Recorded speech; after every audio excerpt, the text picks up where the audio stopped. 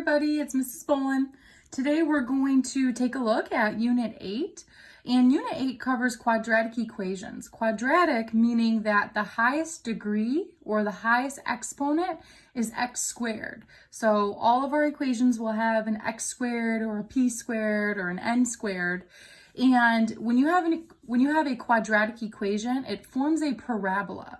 So just above this video on Schoology, I posted a Khan Academy video titled Parabolas Intro, and I would take a moment and check out this video. This is again just an intro to Unit 8. Due to our remote learning and our adjusted schedule, we won't be able to cover very much for parabolas, but you will see parabolas again when you get to Algebra 2.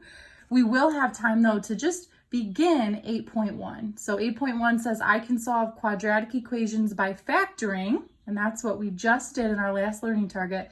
But now we factor to find the zeros or the roots. So our answer is the zero or the root. These mean the same thing. And this is where it will cross our x-axis, which the Parabolas Intro talks about. We have 3 steps. So the first step is we have to make sure that our equation is in standard form. So I'll say get equation in standard form. And a reminder, standard form is just going from highest power down to lowest power. So here we have ax squared plus bx plus c. And because we are solving, there will always be an equal to 0. So you cannot solve until we've got this equal to 0 piece. We have to get it in this form before we can begin factoring. Step 2 is very familiar. This is what we just did in Learning Target 7.5, where we have to use the greatest common factor. We will use the GCF. We will also use what we called X method. And we will use grouping to get our factors. Let's say to find factors. So these were all different factoring methods that we learned. We actually learned pulling out a greatest common factor first. Then we learned factor by grouping. And then most recently, last week, we did X method. So you're going to use all 3 of these in order to find your factors. And again, the factors are inside parentheses. And then our very last step is now we're going to set each of those factors equal to 0. So set each factor equal to 0, and then we can solve. So this is where the equal to 0 comes in. We're basically going to do everything that we did last week, but at the end we have one last step because it's no longer just an expression. There's now an equal sign. It's equal to 0, so we will get an answer. You're not just going to end up with a factor, you will end up with an answer such as x equals a number or r equals a number. So once you have our 3 steps written down, let's jump into example 1. Example 1 tells us to solve each equation by factoring. Keyword solve. We do get a final answer. So first step tells us to get our equation in standard form, and we can take a look that this is already in standard form. It goes from p squared to p to our constant, and it has the equal 0 at the end. So step 1 is already taken care of. Step 2, can we pull out a greatest common factor? Nope, there's no number that I can pull out of 3, 19, and 6, so I cannot pull out a GCF. Next up, I need to factor by using X method. So again, X method requires you to identify A, B, and C, and then you need to draw that X. So hopefully this is looking familiar. You need to draw your X. In the top of the X is A times C, so I need to do 3 times 6 to get 18. And in the bottom, we write our B is 19. So this means I need to find 2 numbers that multiply to 18 and add to 19. So this is where you have to be careful. Consider what could the 2 numbers be. Those 2 numbers would be 18 and 1, because 18 times 1 multiplies to 18, and 18 plus 1 adds to 9. So my 2 numbers that I can split, my middle term up into our 18 and 1. So what this means is I now rewrite this, but instead of writing my middle term 19p, just like we did last week, I'm now going to split 19p into 18p and 1p. So I have 3p squared plus 18p plus 1p plus 6, and then don't forget the equal 0. That piece is still on the end. So again, what we did right here is we split up 19p into the 18p and the 1p. And this is from what we learned last week. So far, nothing is new. All of this is review. We now have 4 terms. We split the 3 terms into 4 terms. So draw your line, and we factor by grouping. So grouping meaning we just look at the first half. So what's the biggest number I can pull out of 3 and 18? That would be a 3. And what's the biggest variable I can pull out of p squared and p? That would be a p. So the biggest, or you could say the GCF that I could pull out of my first half is 3p. Now I have to do my backwards distribution. 3p times what gives me 3p squared? 3p times p. And 3p times what gives me 18p? That would be 6. So I'm done with my first half. Now I have to move to the other side of my pink line here, and I need to now pull out the GCF for my second half. So the biggest thing I could pull out here, since there's nothing in common, is just a 1. So plus 1. 1 times p gives me 1p, and 1 times 6 gives me 6. Still have an equal 0 at the end. When you factor by grouping, you need to have something in common. So if you don't have something in common, that's how you know you made a mistake. But we can see here we have a common factor, p plus 6. So that's one of our factors. And then our second factor is the leftovers. I have a 3p and a positive 1. And then my equation is still equal to 0. So notice I'm carrying the equal 0 all the way through my problem.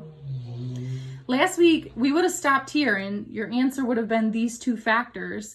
But today, our last step, step 3, says to set each of these factors equal to 0. Meaning I'm going to rewrite p plus 6 and I'll set it equal to 0. And then I will also rewrite 3p plus 1 equal to 0. So all I did here is take my 2 factors and underneath I rewrote them each equal to 0. Because my final answer isn't just the factor, the directions want me to solve. So I'm not done until I have a final answer that is p equals. So if I just look at this equation, now notice I've got 2 equations, right? I had 2 factors, so here they're each equal to 0. So p plus 6 equals 0. If I want to get p by itself, I need to move this positive 6 over to the other side. And I can do that by subtracting 6 from both sides. So then I'm left with p equals negative 6. So this would be one of my answers, one of my solutions. And I have a little bit more work to do over on this side.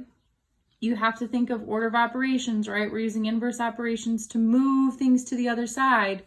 I first have to undo addition or subtraction before I can undo multiplication or division. So I first have to subtract 1 from each side. So 3p equals negative 1.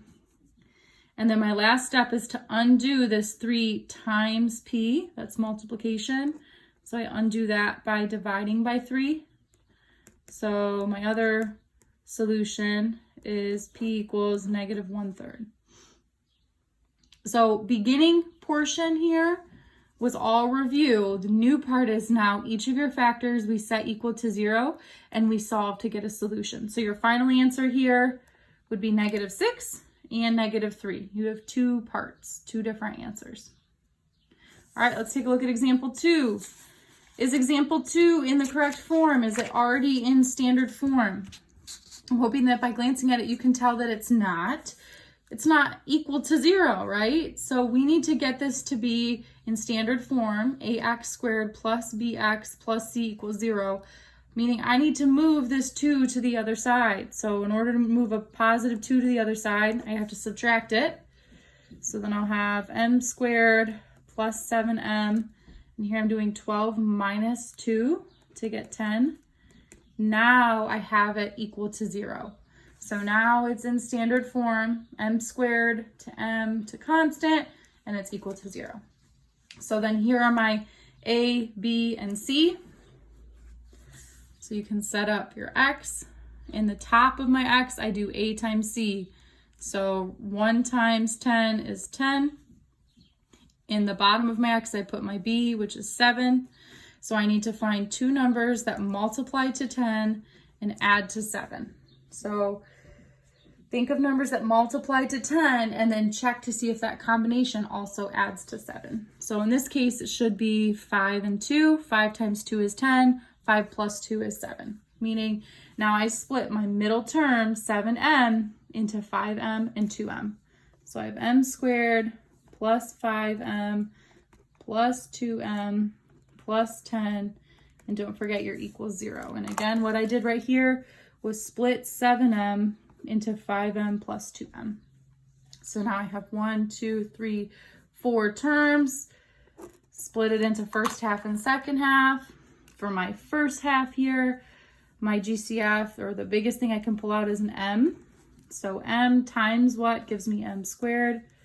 M times m is m squared. M times what gives me 5m. That would be a plus 5. Now I'm looking at my second half. My GCF would be a positive 2. 2 times what gives me 2m, which would be m. And 2 times what gives me 10. That would be 5. It's still equal to 0. And then hopefully you have something in common. What I have in parentheses is in common. So one of my factors is m plus 5. My second factor is the leftovers. So I have an m and a positive 2. And my two factors are set equal to 0, which means I have two different pieces. So here I have m plus 5 equals 0. And then for this piece, I have m plus 2 equals 0. So this one should be quick. If I'm trying to get m by itself, I need to subtract 5 from both sides. So one of my solutions is negative 5. And then likewise for my second solution, I'm trying to get m by itself, so I'd have to subtract 2 from both sides. So my second solution is negative 2. When you solve, you can get whole numbers. They're all different integers. They can be positive, negative. Actually, we can get fractions as well, like we did in example 1. So just be careful, watch your signs at the end when you're trying to get your solution or trying to get the number by itself. At this time, you can go ahead, pause the video, and try these two U-tries. All right, let's see how you did. So in my first U-try, you can see my work for X method listed here. I factored by grouping once I knew how to split it up into 4 terms, and then I set each factor equal to 0. So my answers were 6 and 1/8. The second U-try had one extra step because I did not already have it in standard form, right? It wasn't equal to 0, it was equal to negative 3. So I had to move this negative 3 over to the other side by adding 3, which is how I got the negative 8 here. Negative 11 plus 3 gives me negative 8. But then I could follow along the same way, do X method, factor by grouping. You get 2 factors, set each factor equal to 0. So for this one, my solutions were negative 4 and 2. All right, if we now flip on over to the back side, we have 2 more examples that we will do together. So let's take a look at example 3. Right away, looking at that, we can tell this is not in standard form. So I need to move this positive 10K over to the other side because I need it to be equal to 0. So if I want to move positive 10K, I need to subtract 10K from each side. So I will have K squared, and I'm going to put the negative 10K in the middle. And I hope that you're okay with that. I have a K squared term, a K term, and a constant term. And when I subtracted the 10K, I'm purposely putting it in the middle because now this looks like standard form. K squared, K, constant, and it's equal to 0. So once you have it in standard form, that's when we need to go ahead and do our X method. So I need to do A times C in the top. 1 times 24 gives me 24. My b is negative 10. So I need to find two numbers that multiply to 24 and add to negative 10. So this is a tricky one because of this negative. So right away, I know that 6 times 4 is 24. However, I need to get it to add to negative 10, which means my 6 and my 4 have to be negative. So now I can split my negative 10k into negative 6k and negative 4k. So I have k squared minus 6k minus 4k plus 24 equals 0. I'm splitting it up into first half and second half. Here's one I know I have to be careful right here because my third term is a negative. This was a rule that we learned last week. When your third term is negative, you're going to have to pull out a negative. So if you want to, you could write that negative sign right away. And my first half, my GCF is a k. K times k gives me k squared. K times negative 6 gives me negative 6k. For my second half, we said we know we have to pull out a negative because my third term was negative, but my GCF is a negative 4. So negative 4 times k gives me negative 4k, and negative 4 times negative 6 gives me positive 24. Don't forget to write equal to 0. This is an equation. I have a factor in common, so k minus 6 is one factor. And then my leftovers, I have a k and a negative 4, still equal to 0. And then I now need to set each of these factors equal to 0. So I'll do k minus 6 equal to 0, and I'll also do k minus 4 equal to 0, meaning I need to do plus 6. So one of my solutions is 6. And then I need to do plus 4. So my other solution is 4. So two solutions, two-part answers, 6 and 4. The order that you write your solutions does not matter. All right, very last example, example 4. So example 4 is in standard form and it's already equal to 0. We're good to go there. But example 4 is one where you really do need to pay attention to the very first step that we wrote, which was once it's in standard form here, then we have to consider the GCF. So factor out a GCF, and that's always going to be the case with factoring. When you factor, your first go-to should always be to see if you can factor out a GCF. For this example, I'll make a note that we want to factor out a GCF, greatest common factor, first. So this is one where if you look at your terms, 2, negative 8, and negative 24, you could pull something out of there. I could pull a 2 out. 2 could be pulled out of each of those terms. So 2 times n squared gives me 2n squared. 2 times negative 4n gives me negative 8n. And 2 times negative 12 gives me negative 24. And it's still equal to 0. So now we can carry about this problem the same way. I'm now going to do X method for what's in parentheses. This 2 we pulled out. This was the greatest common factor, so we'll just continue to carry the 2 throughout the problem. But we need to do X method or X factor for what's in parentheses. So you need to draw your X. A times C goes in the top, so 1 times negative 12, so negative 12 in the top. My B is negative 4, meaning I need to find two numbers that multiply to negative 12, add to negative 4. That I know I can manipulate a 6 and a 2, but you have to determine which one needs to be negative. So 6 and 2, I can get those to multiply to 12, and I can get them to add to negative 4, but you have to determine which one needs the negative sign. The 6 should have the negative sign because a negative 6 times a positive 2 gives me negative 12, and a negative 6 plus 2 gives me a negative 4. So now I can split my middle term, negative 4n, into negative 6n and positive 2n. So when I'm doing this next step, I'm just going to carry down this 2. Like this 2 isn't going anywhere. I'm just going to carry it down. We pulled it out of the problem to make the problem easier for us. So now I'll rewrite n squared but instead of writing my negative 4n, I'm splitting it into negative 6n and positive 2n. Still have minus 12, and it's still equal to 0. So now I can split it into first half and second half. I'm going to continue to keep this 2 out front. So my GCF for the first half would be an n. N times n gives me n squared. N times negative 6 gives me negative 6n. For my second half, my GCF is a positive 2 because I can pull a 2 out of both 2n and negative 12.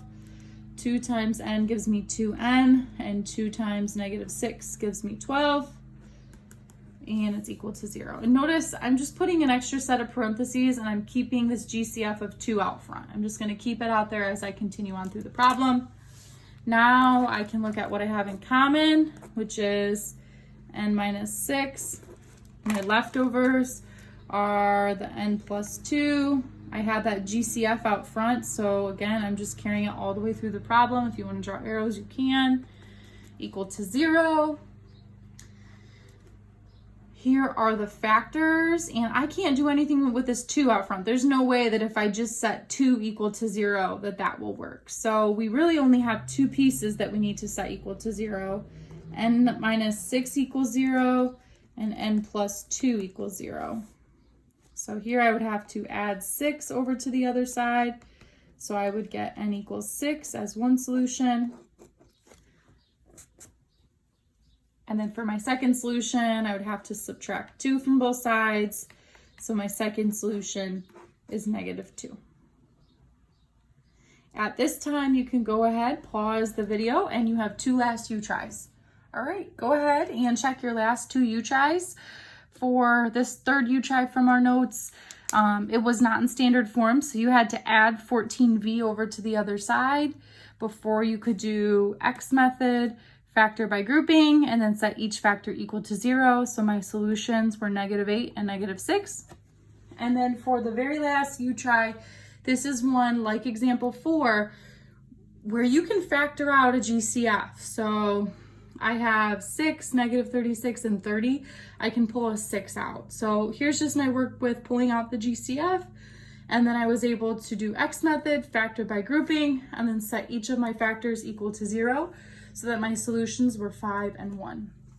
You can, at this time, if you did all right with all of the U-tries, try some more of the problems on the independent practice 8.1 because you can use the answer key to check, and you can always come to my office hours or send me a Schoology message with any of the problems on the independent practice that you're having a hard time with.